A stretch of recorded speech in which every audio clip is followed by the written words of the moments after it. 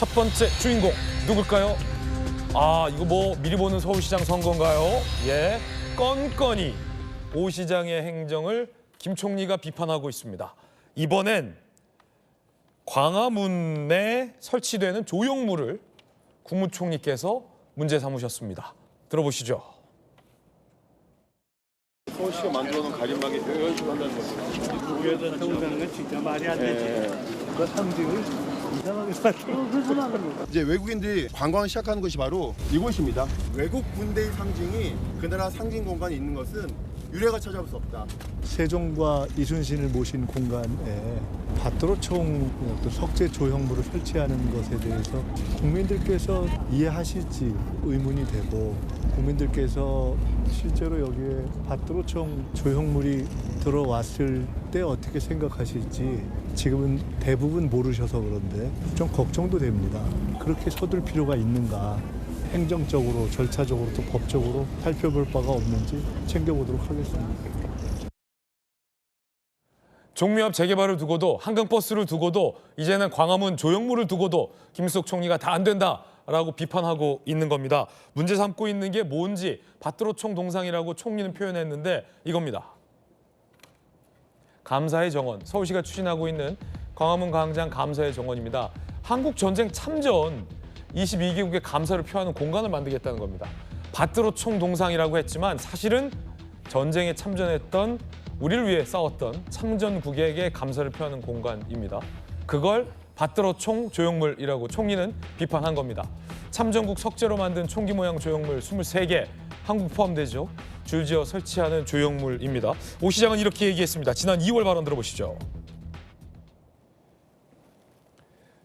오늘날이 대한민국, 번영된 대한민국이 있게 해준 22개국에 대한 그 희생에 대한 감사, 의미를 담고 그 희생 덕분에 지켜질 수 있었던 대한민국의 자유민주주의가 전 세계 모든 나라에게 줄 수 있는 번영의 인사이트를 이 공간에서 담아서 감사의 마음을 극대화하겠다. 자, 지금 서울시 계획과 오 시장 얘기를 들어보니까 김희정 장관님, 6.25 참전국 22개국들 굉장히 고마운 나라들이잖아요. 저 네. 참전국이 없었다면 우린 북한에게 졌을 겁니다.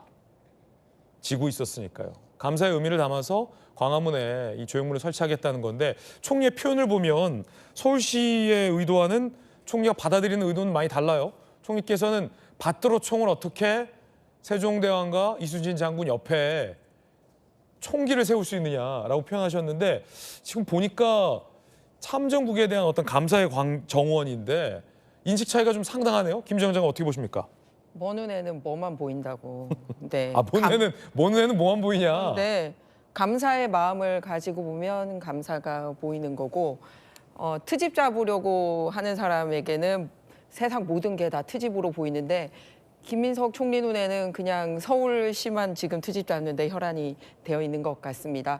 특히 사실은 제가 지난주에 굉장히 의미 있는 행사를 다녀왔었는데요. 뭐냐면 국가보훈부하고 시민단체가 함께 마련한 음악회였습니다. 그 음악회에는 우리 한국전에 참전했던 그 유공자, 살아계신 유공자와 또 돌아가신 분들이 있으면 참전국의 그 가족들이 함께 해서 대한민국의 애국가도 같이 부르고, 그리고 당시의 그 영상도 함께 보고, 그때 함께 불렀던 노래, 그런 거를 새기고 그분들을 향한 이 감사의 박수를 쳤습니다. 그래서 제목이 뭐였냐면 당신들은 우리의 영웅입니다 였고요. 그다음에 대한민국은 당신들의 기적입니다 였습니다. 그래서 저 감사의 정원이라는 게 뭐냐면은 전 세계를 향한 감사이자 우리 대한민국이 전 세계의 이 기적이라는 것을 함께 나타내는 그런 상징물이거든요.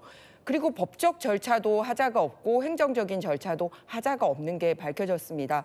세운상가 이 개발에 있어서는 대법원까지 판결까지 마친 상태였습니다. 그런데 사사건건 저렇게 끌고 나가기 때문에 과연 국무총리로서 행사를 활동을 하고 있는 건지, 정말 예비 그냥 서울시장 후보 2002년 못다 이룬 꿈, 그때도 청계천을 그냥 밑도 끝도 없이 청계천 복원 반대해가지고 서울시장이 당선에 실패를 했었는데, 그거를 지금 세월이 20몇 년 지났는데도 한 발짝도 나아가지 못하고 저렇게 트집을 잡고 있는 게 국무총리로서 그때 적합한가. 당시 김민석 총리가 서울시장 후보에 도전했을 때 지금 많은 시민들이 사랑하고 있는 청계천 복원을 반대했었습니까? 지금 우리 돌직구쇼 스튜디오가 바로 청계천 초입에 있습니다. 그리고 시청자분들은 뒤로 보이시지 않으세요? 이 화면에 이거 그림 아니라 현장 실제 그 화면입니다. 현재 시간에 청계천 모습을 우리가 이 오픈된 스튜디오를 통해서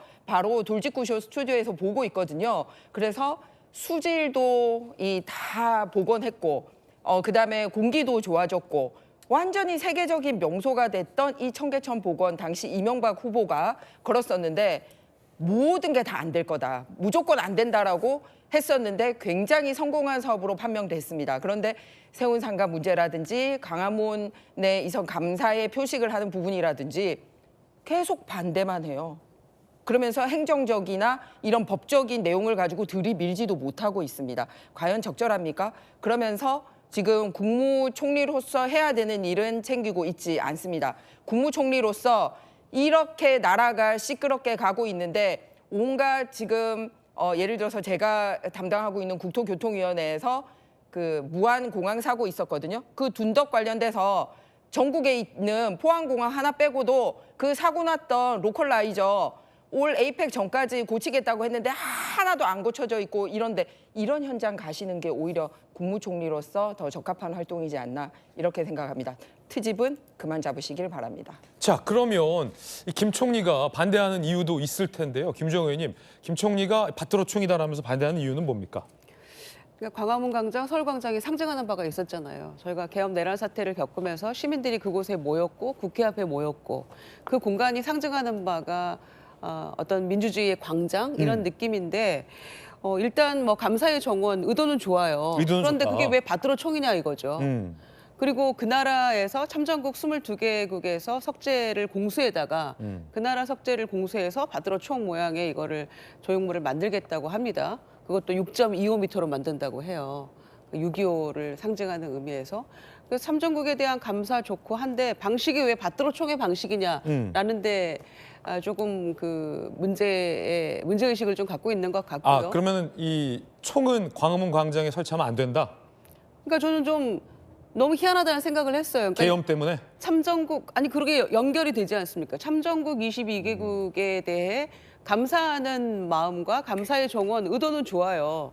그런데 그게 밭으로 총의 형식밖에 없는 것인지 전 굉장히 의아합니다. 저는 이거를 이번에 그 기사화되면서 처음 봤거든요. 네. 근데 언제 이걸 구상했는지는 모르겠는데 좀 문제가 있는 것 같아요. 이 발상은 조금 희한한 것 같습니다. 총 모양이라 안 된다? 감사의 정원 의도는 좋아요. 그런데 반드시 이런 방식으로 가야 되는가. 그리고 나머지 22개국의 석재 이런 거 다 얘기가 된 건가. 이런 것들도 좀 봐야 될 것 같고요. 다만 이제 이 감사의 정원뿐만이 아니고 오세훈 시장은 제가 보기에 이명박 컴플렉스가 있는 것 같아요. 왜냐하면은 서울시장을 4번째 하고 지금 5번째 도전하는 게 거의 확실시 되고 있잖아요.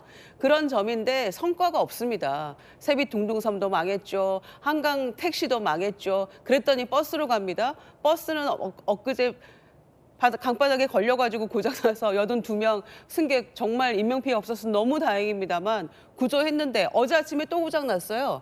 마곡 선착장에서 출발하려고 하는데 발전기가 고장나서 출발을 못했어요. 그래서 그 옆에다가 다른 배를 해가지고 승객을 거기를 건너서 시민들을 구조했어요. 지금 이런 상황인데도 잘했다 그럽니다. 이거를 무슨 정쟁의 도구로 삼지 말라고 합니다. 이게 말이 되는 이야기입니까? 그런 점에서 이명박 전 대통령의 청계천, 그다음에 대중교통, 환승 시스템 이런 것들만큼 성과를 내지 못했기 때문에 뭔가 가시적인 조형물이나 뭔가를 만들어서 시민들에게 본인의 성과를 각인시키고 싶은데 사선하는 동안 뭐 한 게 없어요.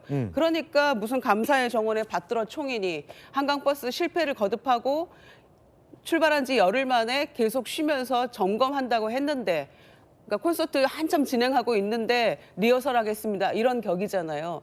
그러고 나서 다시 출발했는데 강바닥에 걸리고 어제는 발전기 고장나고 이런데도 지금 할 말이 있다는 것인지 이 부분에 대해서 조금 입장을 밝혀야 될 것 같다 이런 생각입니다. 그래서 그 김민석 총리는요 본인이 출마 생각이 없다고 자꾸 그 내년 지방선거하고 빗대서 뭔가 연결을 지어가지고 시비 거는 거 아니냐 이런 생각하는 것 같은데 본인이 오히려 그럴 일 없다라고 얘기했기 때문에 저는 굉장히 자유롭게 총리로서 정책 비판할 수 있다고 할 수 있다고 생각하고 또 시민의 안전 때문에 예. 한강버스도 지적할 수 있다고 보는 것이기 때문에 알겠습니다. 이 부분 가지고 과도한 예. 해석은 금물이다 생각합니다.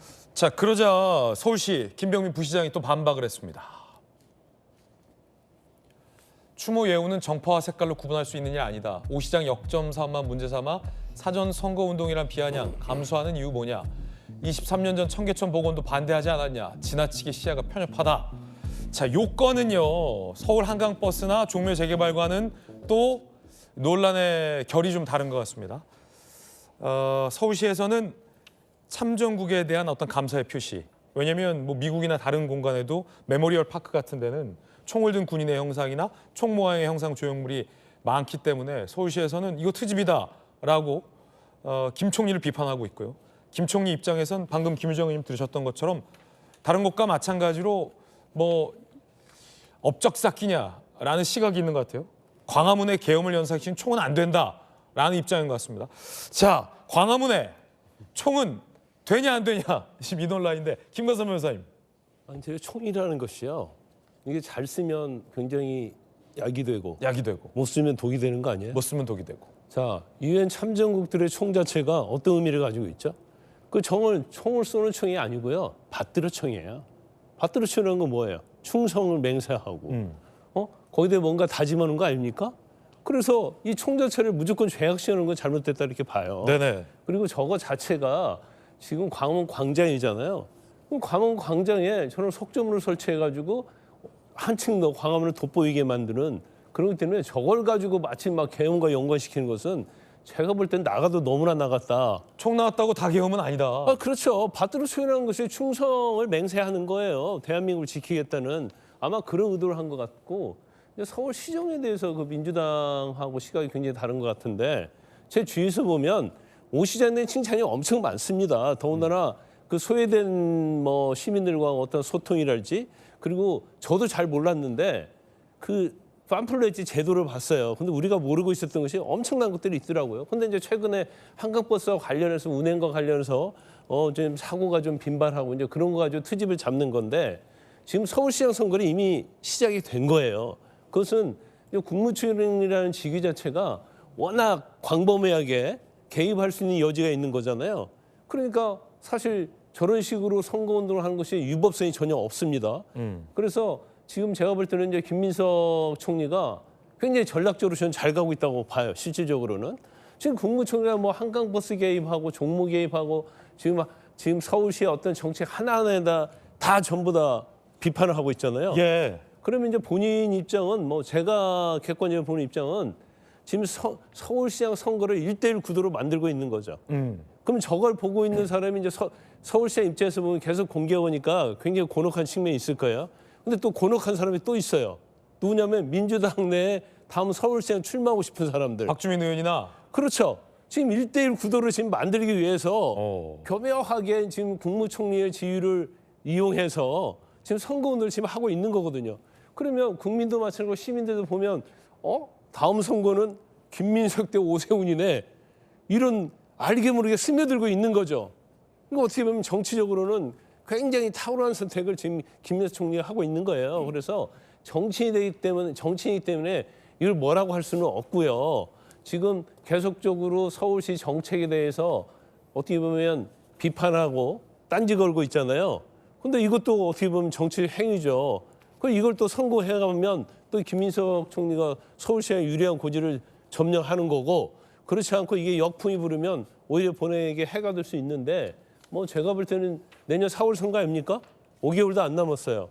어떻게 보면 김민석 총리가 탁월한 선택을 해가지고 정치적 행위를 하고 있다. 저는 그렇게 봅니다. 하지만 광화문 광장 받들어 총은 과도하다. 이 말씀이세요? 그렇죠. 여러분 어떻게 생각하십니까? 자, 야당에서 김민석 총리를 비판했습니다. 서울시 행정에 과도하게 개입하는 게 불법 선거 개입이다라는 비판입니다. 들어보시죠.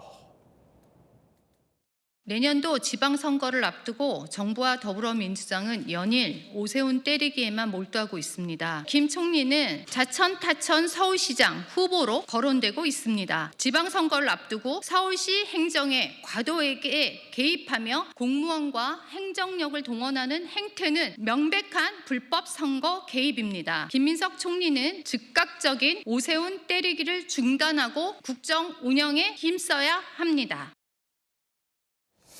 이 종묘 한강버스 이번 이 광화문의 감사의 정원까지 김 총리가 확실히 오 시장을 겨누고 있는 행보를 많이 하고 있습니다. 종로구 종묘 앞에 그림자 문제로 개발해서는 안 된다. 한강버스는 운행에 문제점이 있다. 감사의 정원은 총을 왜 여기다 세우냐라며 다 제동을 걸고 있는 그런 상황입니다.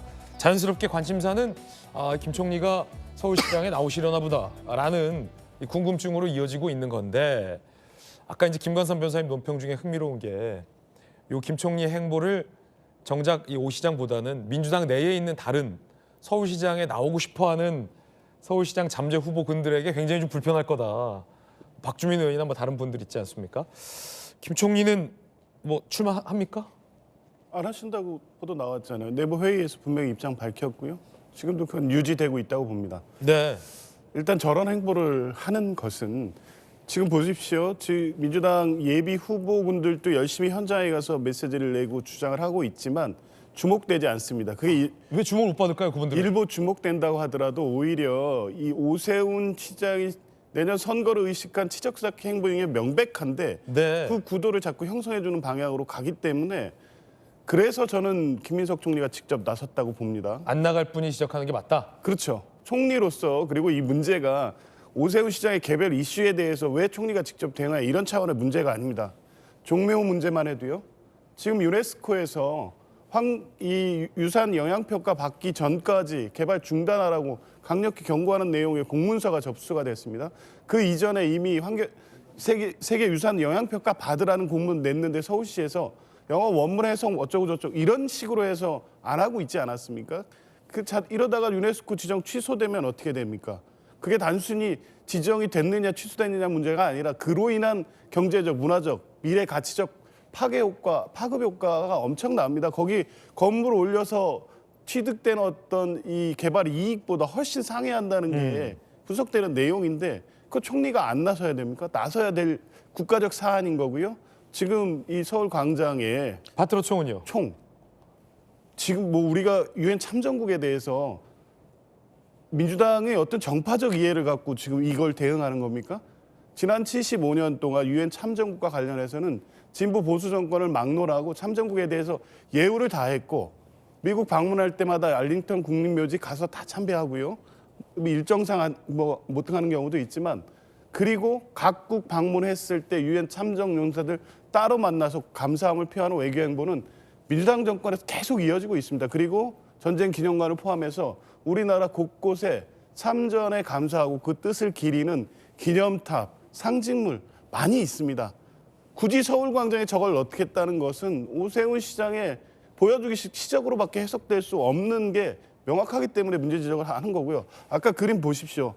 저 뒤에 청와대로부터 광화문, 경복궁, 세종대왕 그리고 이순신 장군까지 이어지는 문화예술적인 어떤 가치가 있는데 저기에 생뚱맞게 저 조형물이 올라가는 게 이 자연 경관상도 맞습니까? 경관상의 문제도 있다. 그런 여러 가지를 종합해 보면 맞지 않죠. 저기다가 100m 태극기 국기봉 세우려다가 안 되니까 지금 저거 하는 거잖아요. 그러니까 뭔가 보여줄 게 필요해서 하는 게 명백하고 그 의미와 가치는 민주당이 충분히 공유하지만 저곳에 저런 방식으로 하는 것은 그냥 오세훈 기념탑 만드는 거다. 이렇게 얘기할 수밖에 없는 거고 한강버스 역시 시민의 안전의 문제입니다. 그리고 이 서울시 전체에 자꾸 이렇게 보여지는 게 한강버스 성공이냐 실패냐의 문제입니까? 서울시 전체 이미지와 관련된 건데 시민의 안전성 문제가 이렇게 심각하게 제기되고 있는데 알겠습니다. 총리가 안 나섭니까? 당연한 일을 하고 있는 거고요. 이걸 선거하고 자꾸 연결시키는 것은 이렇게 해서 오세훈의 존재감을 높이려는 오세훈 시장 측의 선거 전략일 뿐이지 김민석 총리가 나서는 것과는 완전히 다른 의미라는 걸 말씀드립니다. 김 총리는 서울시장 절대 안 나선다. 절대. 그건 뭐 제가 절대라고 이렇게 얘기할 수는 없지만 네. 분명한 입장을 밝히고는 있잖아요. 네. 일단은 김 총리는 안 나간다고 얘기하고 있어요. 선거와 관련 있는 행보로 해석될 여지가 없다. 이 말씀은 분명히. 김 총리가 안 나올까요? 나올까요? 한번 좀 지켜봐야 될 것 같습니다. 일단은 총리는 안 나간다. 종일 변호사님 얘기했던 것처럼 명확하게 재차 얘기를 했습니다.